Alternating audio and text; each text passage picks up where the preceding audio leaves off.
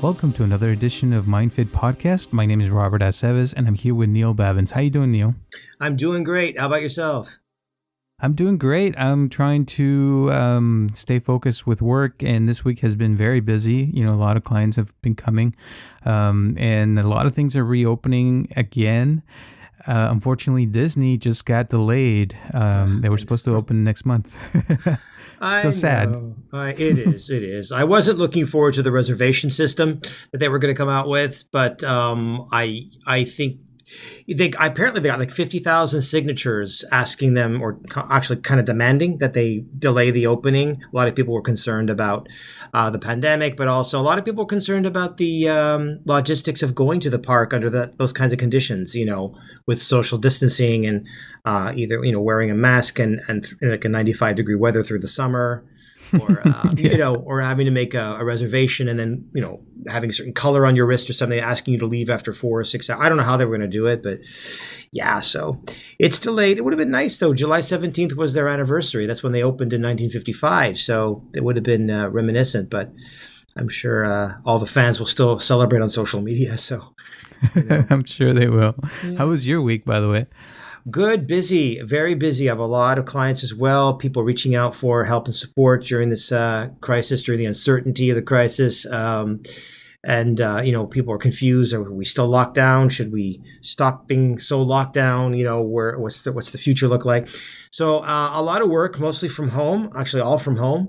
And you know, at my first social gathering last weekend, social distancing, of course, but you know, it was nice to get out and see friends and have a birthday party and whatnot. And it's been good. It's been good. I mean, looking forward to the summer and doing a little bit of like local traveling, just some beach stuff and hiking stuff and cabin stuff, you know, nothing major. But right now, if I book a cabin in Wrightwood, it feels like I'm going to Paris, you know. I mean, it's the comparison's just amazing. It's like, oh my goodness, I went to San Diego, you know, wow. It's like, yeah, you're driving for a whole 2 hours, you know, wow. You know, it's it just feels incredibly liberating right now. So, yeah. Yeah, no, definitely. And being able to go out to restaurants again and go shopping and do all the things that we love. Well, you know, I'm glad things are happening. Hopefully people are staying safe and, you know, wearing masks because that's important to, you know, help not spread this virus. Yeah. And I hope so. I hope also that, you know, we find a cure soon. So anyway, today we're going to be talking about the We're going to be talking about the 6 reasons why marriages fail. I think this is a very interesting topic, especially because nowadays it seems like more than 50% of marriages fail within the first, you know, 2 years. And I don't know what is going on with the new generation that a lot of the, you know, people that I've been seeing in my practice, they come in and they, you know, seem to either want to be single and stay single. Others, you know, seem like they want to be in multiple relationships at the same time. There's also people who like to, you know, be in a marriage for a little bit and then get divorced and then try another one. And it just seems like it's not the same thing as, you know, when my parents were growing up where, you know, they stayed together. They've been together for over, I don't know, 40 some years now. And so it's a thing that's happening. We're going to talk about why marriages fail. And I don't know what your take is on this, Neil. Well, there's so many different factors. It's such an interesting topic because it also depends upon how you're defining marriage, you know, what the, or how you're defining a relationship. Because I find that marriage itself, the actual certificate is one thing. You go down to the county clerk's office, you know, and then when you have a celebration, that's one thing. But there's so many ways to define what a relationship is these days and how two people or more than two relate to one another and what kind of rules and boundaries they've set for the other and how they're each able to maintain that, how they're each able to sustain that and what it means to each and every one of them. And that's also changed drastically over the generations. You talked about your parents, my parents, same thing, or heaven forbid, my grandparents. If you said to them polyamory, I mean, that to me, that sounds like a clothing line to them. I mean, they have no idea what that would mean. You know, I mean, what is that? So, you know, and I think I was looking at the Pew research, just a little bit of basic background information. It says 52% of adults in the country were married in 2008, but back in 1960, 72% were. So that's 20% difference and out of Americans, like 300 million ish, that's like 60 million people that were married back in 1960 than are married today. The decline has occurred since then, and it says in 2008 there was a 16% percentage point gap in marriage rate between college graduates, 64%, and those with a high school diploma or less, 48%. So there's so many different factors that go into it. In terms of why marriages fail or relationships fail, there are so many different, conflictual elements that go into that as well. Some of the basics I know are coming from different backgrounds and not being able to transition into that, rhythm between yourself and your spouse, yourself and your partner. There's issues over money. There's issues over values and goals. It's massive. And in our generation, there's so many other choices that could become, perhaps even more confusing for people than liberating. There's, it depends. There's polyamory. There's pansexual. There's open relationships, the concept of open relationships, of course, same-sex marriage and same-sex relationships. So there's just so many things to consider. Yeah. So, yeah. So the first thing we're going to talk about today is the different backgrounds or views. So it's definitely a thing where, like all the stuff you mentioned, there's people that come in together. Usually we have that honeymoon, phase where we love each other and it's so amazing because we just met and, we've been dating for a few months maybe, and it feels great. Then you get married and then you again, enjoy living together for a little bit until eventually, that honeymoon phase starts to go away, and then you start to see and you start to know the person really, well, and you start to see a lot of things that you didn't see before. And it's kind of like, recently I remodeled my bathroom, and I absolutely loved it, right? As soon as they were finished and it looked amazing and I was like, oh my gosh, it's amazing. Then, after a few days of using the shower and the bath and, seeing things, I started to notice that there were some things that were not perfect per se in the bathroom, and there were some cracks in some areas of the bathroom, and you start seeing the little details that you didn't see before, because when we were going through that honeymoon phase, we sort of have all these chemicals in our bodies that block us from seeing reality, right?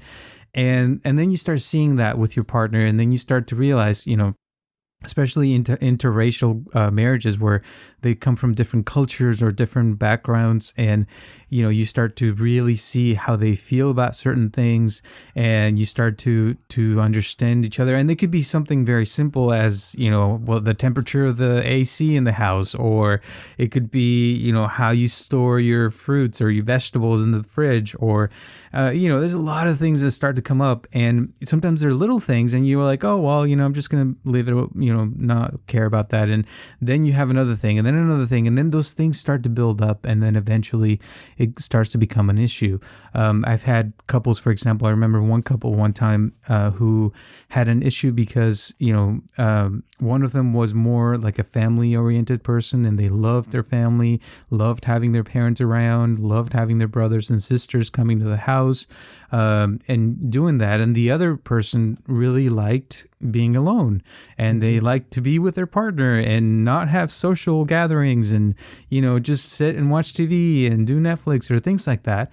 And then they started having issues because one of them wanted the family over all the time, the other one didn't want the family at home all the time, and it just starts to become a thing. And you're like, oh my gosh, and it over time you start to fight over it and start to feel like the other person's not understanding you, and it's just because there's differences in the way we like to do things. I don't know what you think about that.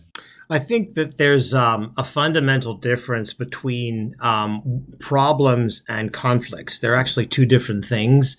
Problems are things that happen that are external. For example, you may come from different families where one family gathered all the time and one family was a bit more reserved and doesn't intrude as much.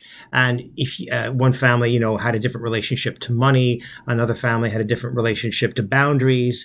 And, eventually, like you say, the honeymoon phase declines and you begin entering the bonding stages where little nooks and crannies and scratches and whatnots start to become more apparent to you. Also, it loses its essence. After you've redone your living room, you walk in, it doesn't have the same impact anymore after several months. It just looks like your living room. You still like it, maybe even you still love it, but it doesn't have the same wave. But there's a difference between problems and conflict. Problem is external, something that happens, a transition, a difference, a change, something that you have got to confront of some sort. Of conflict is something more internal. How do you process what's going on around you? What does it mean to you that your spouse or your partner's family is this way or is that way? What do you tell yourself? You know, the famous psychologist Brene Brown, she'll say, what story are you telling yourself right now when there's conflicts between two people? You know, if I say something and you hear it a certain way, or if my family comes over and you perceive that a certain way, what story are you telling yourself right now? They have no respect for our boundaries. Well, no, they actually love to be around people. They love to make sure that you're okay. They love to connect with you. That's their way of showing love and warmth. It really depends how you're looking at it. So conflict is internal, and it's also between two people. Conflict is how you hear what is delivered, how you're delivering communication, how you're receiving communication, how you're interpreting the narrative of what's around you, and how you're connecting with your partner. Connection is the most important part of keeping any kind of relationship or marriage strong. Creating connection is about going down to the primary level. It's going down to what's underneath. So if your family keeps coming over and that's bothering me, I have to look at what is bothering me about your family coming over. Well, I don't feel I have the same kind of quality time with you when the family's not here. That's a conflict, because I feel that our quality time wanes when your family's not here and you're more alive and connected to me and to them when they are here. So I want to build quality time with you alone so that I know that we have this connection, so that when your family comes over, I'm no longer feeling intimidated by that. Right? So conflict is internal, it's intrinsic. It's between two people and building a connection. And a lot of people have a lot of difficulty doing that, because when we're coming into a relationship, we're coming in with our own, well, the old term is baggage, but we're coming in with our history, our emotional history, and we're coming in with our partner's history. You know, I often say, a lot of therapists often say when they're looking at two people in a relationship who are going for counseling, we're actually looking at 4 entities, not 2. We're looking at partner 1, and on their shoulder, their family of origin, and partner 2, and on their shoulder, their family of origin, and all the history that both of them are bringing to the connection. And that's where a lot of it arises, because it's all true. It's all true that these problems, differences in background, differences in socioeconomic status, issues over children, over money, over open relationships and no open relationships, these all matter a lot as external factors. But what matters the most is how you process those external factors. Because I know a lot of relationships who've been through everything you could imagine, and they are together and relatively content. So there's a difference between problems and conflict. And I think that's important, you know, to set forth before, you know, we dive into more specifics. So just wanted to say that. Yeah. Now, all the things you mentioned, I think I would summarize them in what I would call the ego, you know, and what makes us who we are. And that leads me to our second reason why marriages fail is, I would say, is a lot of times is because of selfishness. Selfishness comes from the ego part. Like, you know, this is the way I'm made. This is the way I grew up. This is how I learned to do things. And I agree with what you said. Then there's a conflict when things are not the way that you expect them to be. And then you feel like, you know, your ego is in danger in some ways. Because now, you know, it kind of requires me to change. If I'm antisocial, you know, I don't want to be social. I want to keep being antisocial because this is how I feel better. If I'm an introvert, I don't like to express myself, and I don't want to do that with other people. And maybe I feel good expressing myself with you, but not with others. So, and I think that's one of the reasons why a lot of times, you know, marriages also fail, is because we don't want to change. We want to keep being who we are. And I feel like, you know, in a marriage, it's important to be selfless in some ways, and, you know, allow your partner to be free and let them do some of the things they want to do, and then focus also, you know, yourself in some way. So you don't lose yourself, whereas completely selfless, you know, it has to be some kind of balance in between them. And I see what you're saying about marriages staying together for a long time because they keep that balance, between the selflessness and selfishness, where they do some of the things they want to do, but they also allow the other person to do what they want to do. And then in some ways they come together and they work on things together at the same time. And that, makes a marriage more harmonious and more cohesive. And I think that it's easier to have a connection when you're happy than when you're not happy. But I don't know what you think about this. Well, it's easier to have a connection when you're happy. Yeah, but happiness could also be created. It could also be generated. You course, could you could find happiness within something that's not working for you by discovering what is not working for you and what's coming up for you inside of that particular problem or conflict. What's happening and what's missing. And how to generate it. I like what we said that it's very important in a lot of relationships for people to have individual interests and individual lives. And that's okay too, to have, even different values in terms of your own family of origin. You may be closer with your family than your spouse or partner is with theirs. And you may have a different relationship with your brothers and sisters than they have with theirs. You may have a different relationship to your work than they have with theirs. And that doesn't necessarily mean that the relationship is not 50-50, because, it's not just a question of who brings on certain kinds of income and who contributes what to the relationship. Of course, you want to feel that you're supported and that you're being supportive to somebody else. But there are so many ways to offer each other support in a relationship in terms of what you need, that it doesn't have to look 50-50 on the books. It just has to feel 50-50. From both of you, from the inside. You have to both feel supported and validated and respected. And, you could come from very, very different. One could have like a job that makes very little money. One could have a job that makes a whole lot of money. And one could be home all the time. One could never be home. That doesn't necessarily, again, that's problem versus conflict. The external, versus what's going on internally.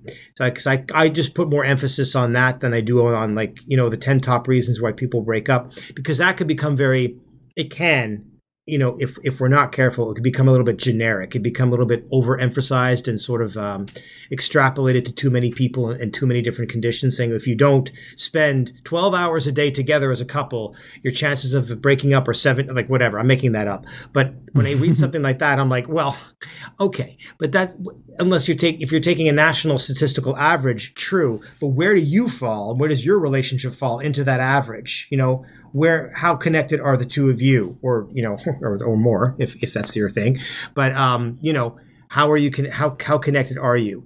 Is really more important than all of those reasons, because most of those reasons, in and of themselves, I feel, can be overcome if you take a look at what drew you together to begin with.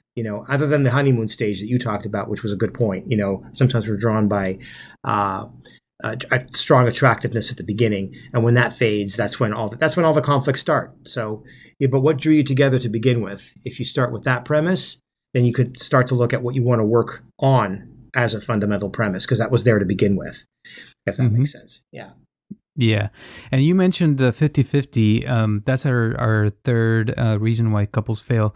And I remember when I was reading this study a long time ago that in most marriages, people feel like they're doing more than their spouse. They most of the time they feel like they do more cleaning, they do more work, they bring in more of the money and this and that.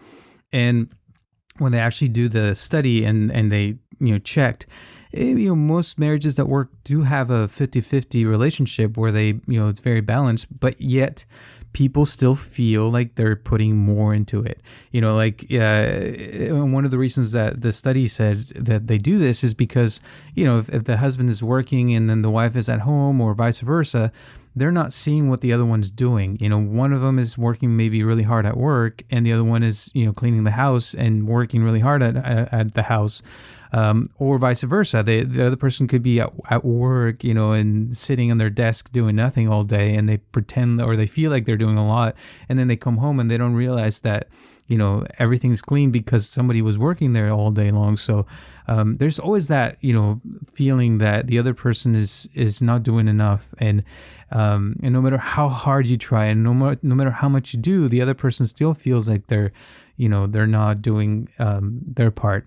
But I think the marriages that do work out is when they acknowledge each other, and they lift each other up, and they see the things that the other person is doing, and even if it's one tiny thing, you feel appreciated for them doing that, because a lot of times we take things for granted. We think that because the other person is there and there's no dirty dishes, that the other person did it because they have to do it. But no, sometimes they do it because they want to make sure that you feel better, or there's a lot of reasons why I think that a lot of people do things out of love, and appreciating those things. I think it's important, but I don't know what your take is on that. Well, yeah, I mean, the contribution within a marriage, again, I think that if you feel that you're doing more than your spouse or partner, or you're not getting as much from your spouse or partner, sometimes just a little bit more of quality time or communication or understanding between two people, or just a little bit of healing time, together, can soothe all of that. If you've ended up being the one who's more domestic and the other partner is more of the working outside, and this is something that is starting to trouble you, a lot of it boils down to appreciation and support and validation, as opposed to the role that you're playing. If you really don't like the role, then the two of you can sit. In a very simplistic way, you could sit down and discuss, why don't we hire help? I don't want to be the one cleaning the house. I want to be doing something else. Well, that's it's an easy conflict to fix. You just, if you can afford it. If you can't afford it, then splitting up the duties is something that you can do. But you can also have a goal set in mind. Once we reach this point, then we will, we'll be able to break free from this particular rhythm or this particular pattern between us. But sometimes it helps to know if you had a plan when you first got into the relationship and the plan worked out the way you intended, or did something happen and that made it so that what you intended or what you envisioned for yourself as in a relationship changed, and it's not something that you can see yourself doing long term. It depends upon what you both decided going into the relationship, and then what happened as it evolved. I didn't intend to stay home all day and take care of the house while you went out and worked. I wanted to have my own career, and that didn't take off. So I ended up staying home, taking care of the house. But that's not where I'm happy. So, self-actualization, personal self-actualization within a relationship is also very important, that each person is able to attain, depending upon what they first went into the marriage wanting. And then, as I said, as things progress within the marriage, is that still possible for both of them to do? And I think that another thing that comes up for me over this is the issue of power and control. A lot of people, power and control is a big one in relationships. If you feel that you're being controlled, or you feel you're very controlling, that could, squash another person's self-actualization, make them feel suffocated or engulfed. And problems versus conflicts. You want to ask yourself, how come you're coming from a place of control? What is it that you fear if you don't control a situation? What is it that you fear will happen? A lot of times when you trace back in people's histories, you'll find out that when they're very controlling in a relationship, is because they fear something happening or losing something that they witnessed when they were growing up in their own household. Even if their parents are still together, there was some sort of respect, some sort of inequality, some sort of dynamic, some sort of unspoken family issue that happened or continued to happen that they don't want to have repeated. So by controlling the environment, they will never allow that to happen again. And when you get to that issue, sometimes it becomes pretty therapeutic. The other partner can realize where the control is coming from, and then can speak into that fear as their partner. And you notice the sense of control and controlling nature starts to go down. That's when people truly connect. So I always kind of work from the underlying issue. That tends to be my focus in keeping people in healthier relationships. 'Cause sometimes I'll work with couples who really want to fix the relationship, at least they say they do. But after, to be honest, after a good number of sessions, they realize it's not a relationship they really want to be in. It's sad, and it's disappointing, and it's frustrating, but sometimes they come to that resolution. It's not like couples counseling is not always about saving the relationship. Sometimes it's about recognizing that the relationship is not something that either one of them is actually committed to. So they sometimes split amicably, So yeah. And this is I think this leads to the next one, which is trials, which a lot of times relationships do come into problems, and we all do at some point in our lives. Things cannot be always perfect, and sometimes it could be that you're remodeling your house and then suddenly you start having some kind of conflict between the color of the walls or whatever. And I mean, that's just a simple example, but it could be something even worse than that. But the idea is that there will be problems, and we all deal with problems differently. And so some people, when they go to couples therapy, they're going because they're willing to work with it and work through the relationship and the problems and try to in some way fix them or find some kind of resolution that helps both of them at the same time. But sometimes we do find people that refuse to go to therapy, or there are people who refuse to meditate or stop working if they're workaholics, or if they do drugs, they refuse to get therapy for that or help and go to rehab or things like that. And so when that happens, however that person deals with these problems, then that has a lot to do with why a marriage would also fail. If somebody's not willing to work through problems, then they're more likely to fail in the marriage because they're not going to do anything about it. So if you're not going to do anything about it, then I'm not going to do anything about it, and then they end up splitting. And so how you deal with problems is really important. If you're out there in the market trying to find a partner, you probably want to find somebody who's willing to work through problems and things, because if you ever do come across a problem in the future, 5-10 years from now, then however they react and work through certain small issues, then they're probably going to react the same with a bigger one. So I always say that to my clients, and I think it's important for me personally, I love working through anything that comes up because I feel like, it's part of the growth. And as a couple, it's easier to grow together because, you have somebody there to help you than if you're just by yourself. But either way, working through problems is important, and learning how to deal with things and learning new coping mechanisms. And I feel like if you work through things and you work yourself out, I feel like love is something that you can keep for a long time, if not for the rest of your life. That's just my take on that. Yeah, it's very interesting in that section about trials or conflicts or problems that come people's way. They talk about how partners tend to blame the other and or assume that something is wrong with their spouse or their partner, that the problem is over there. There's sort of like, if you could crisscross your fingers, it's sort of a symbol for how a lot of people come into couples counseling at the very beginning. Like one is sort of pointing to the other, and the other one's pointing to the other one, saying it's that person. So the problem's over there, instead of realizing that it's never one-sided. It's just never one-sided. I mean, I never use I never use the word never, or always. It's you never use the word always or never. And I actually get turned. I get a red flag goes up for me if anyone ever uses the word always or never, especially in this kind of these kinds of topics. But if typically that's what it is. There's it takes two to tango. There's always each partner is playing a part in the interactional pattern that's consistent between them.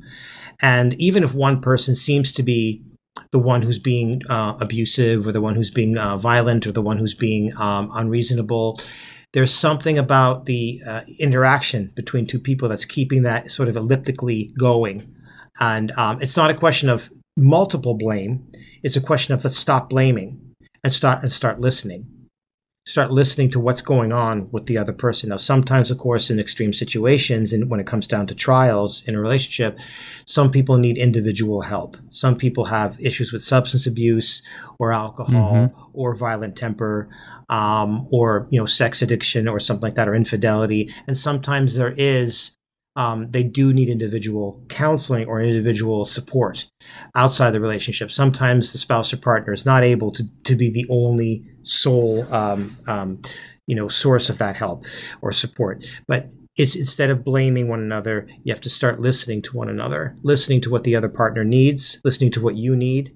And instead of finger pointing, blaming, and attacking and defending, listening and requesting what it is that you need from your partner. And in feeling words, I often say, like appreciation, validation, support, comfort, assurance, quality time, So, when trials come at you, because you're right, they're going to come at you. There's just, life is going to keep lifing. There's no way it's not going to happen. Who knew the pandemic was going to be here a few months ago? I mean, this is what, people end up at home all the time now together. It's the trial is on. So, as trials come at you, that's what stood out to me, is that happens a lot. The blaming one another, blaming the other person. If that person would only change, if that person would only be different, then everything would be great. Not necessarily, because, what part are you playing in the sustenance of that? And also, I ask people this trick question: what drew you to that? Did you not? Well, he wasn't like that, or she wasn't like that when we first got together. I have a sneaking suspicion they were, but you were either not focusing on that, you were not looking at that, you were not wanting to see that. It was a red or orange flag that you weren't, nurturing in some way or taking a look at in some way. Sure, people's true colors, unquote, can come out later on, or truer colors can come out later on in a relationship, but there was still something about that person that drew you to them. And I don't think it was just a fantasy version of that person that drew you to them. If you were only dating for 2 weeks and then you got married, then perhaps. But if you knew somebody for several years, there's always a pattern there that started earlier on. And even if behaviors come out later, there's still something about that person that drew you in. So the blaming and the thinking that something is wrong with your partner, that's, I think, where people go wrong, to be honest. Yeah, and I feel like all this can translate into communication, right? If the more we're able to communicate with each other and have that, connection, like you said earlier, I feel like it's easier to get through any problems or any conflicts and trials, because you will get tested, and that's a fact. And I feel like, the better communication you have, in fact, communication comes from communion, from union. So the better you can communicate, the more together you'll be. The less you communicate, the more separated you'll be. So communication is key for everything, I feel like, and especially in situations where there's a conflict or there's a problem. The better you can communicate with each other what you're feeling, what you're experiencing, then the other person will be able to understand you. And part of the communication is listening. So if you listen to the other person, then you'll know and understand them. So and that leads me to the next one, which is this false view of love that we kind of get a lot of times, from watching movies, reading books, or TV, where, we see this, we get this image of love, of this perfect, relationship and this perfect couple, and living this amazing fantasy life, and, having all these things that, you're expecting. And then you get married, and then it turns out that it's not the way that you thought it would be. And you start having, all these things that you weren't expecting. And then you start seeing your partner in the mornings, when they barely wake up, and they're not, as pretty as you thought they would be. And, you start to smell things too, and they start to smell a certain way. And they, there's all these things that come up, and that's reality. That's real life. And yet when we have this image in our mind of what a marriage should be like, or, we expect it to be, then we feel like, oh my gosh, this is not what I was expecting. And then you start having an issue, and then another issue. And then eventually you get a divorce, and then you go try to find that love somewhere else. And eventually, you start to realize that there's no one's perfect. There's no perfect person that's going to have everything you want. And I feel like, there's a funny story that Well, not funny, but there's a movie that I saw where they were talking about love, and this lady was telling her granddaughter that she had been married for about 50 some years to her husband, and she was telling her that during those 50 some years she had falling in love and falling out of love with her husband multiple times. She said, when people talk about love, they think it's a thing that you feel all the time. But no, she's like, sometimes, there's been times when I just lost that love for your, grandfather in the movie. And I feel like that's true. I feel like sometimes in a relationship, you may fall out of love, but then, you learn to love that person again, and then you fall in love again. And it's just like a practice that you practice love on a regular basis until eventually, you can forgive that person for whatever their, differences are. And you learn to love that person more and more with time. Even though sometimes you may fall out of love, you may go back into it and grow out of love. And, that's just what I feel about that. What do you think? Well, yeah, I like what you said about the fantasy love. The false view of love projected in movies and even Disney. We talked about that earlier. Whoa, talk about love being misrepresented, or it's beautiful and it makes us feel good, but as long as we recognize that it's an escape. When we watch a Disney film or any film where it ends, they lived happily ever after, it's very sweet. It's very sweet. But I think that what you said, what it touched on for me, is that when you use relationships as a representational or presentational concept, in other words, the way it looks to others, social constructionism. In other words, you're doing it as a social construct. It's time to get married. It's time to have a family. It's time to buy a house. It's time to do XYZ.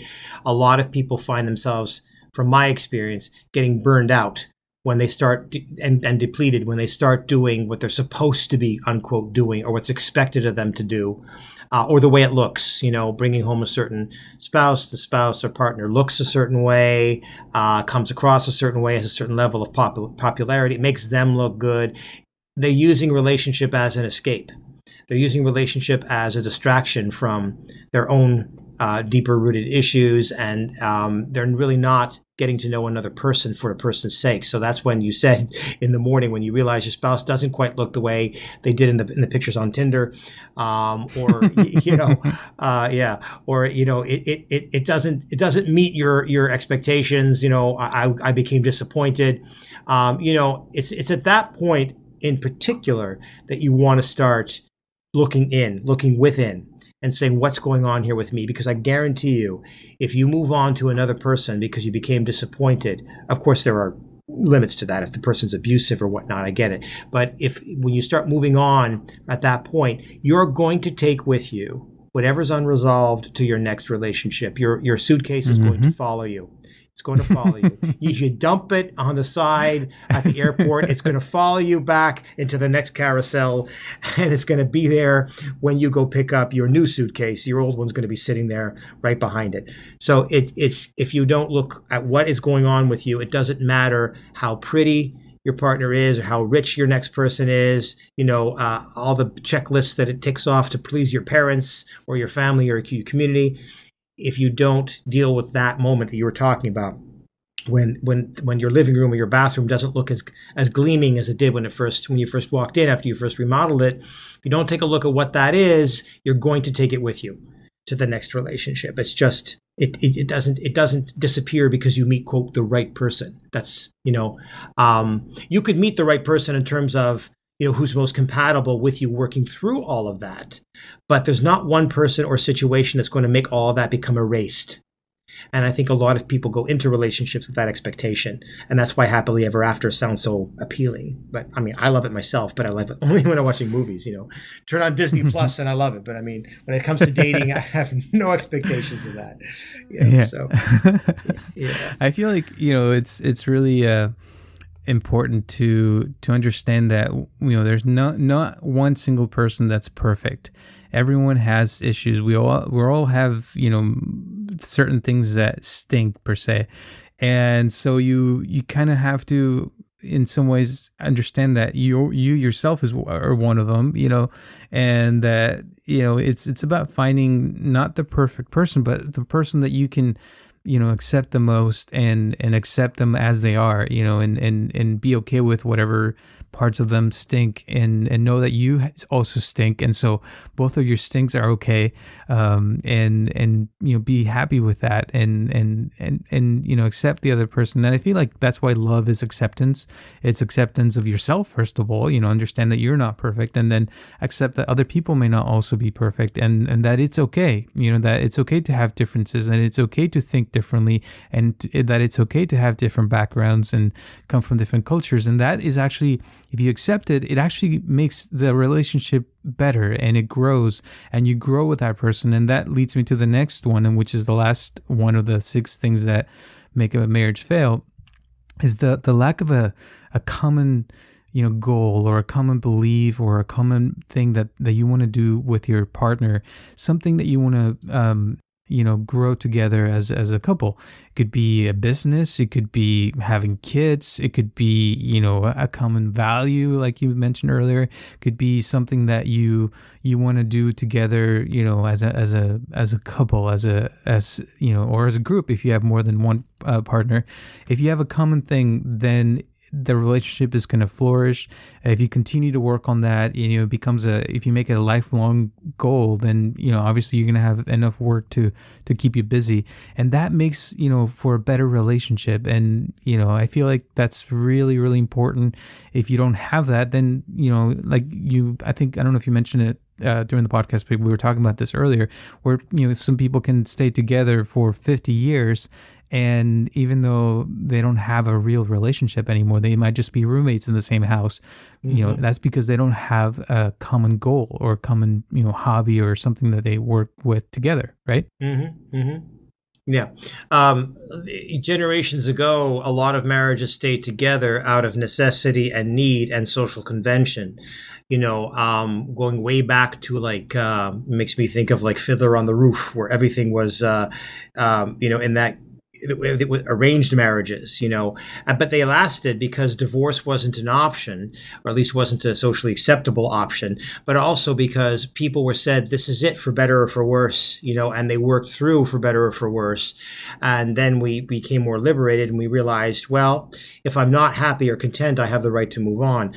And it's interesting because both concepts in a kind of a twisted kind of a way are kind of true.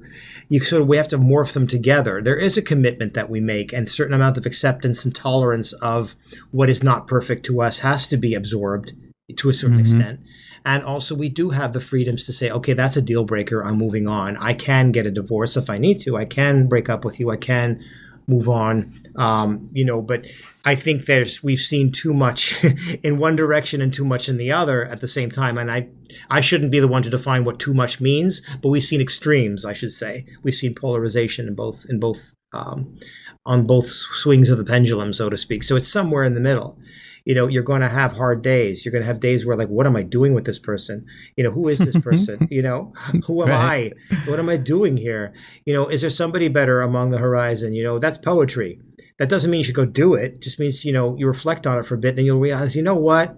I love this person. I really like being around this person. Most of the time, I'm reasonably content.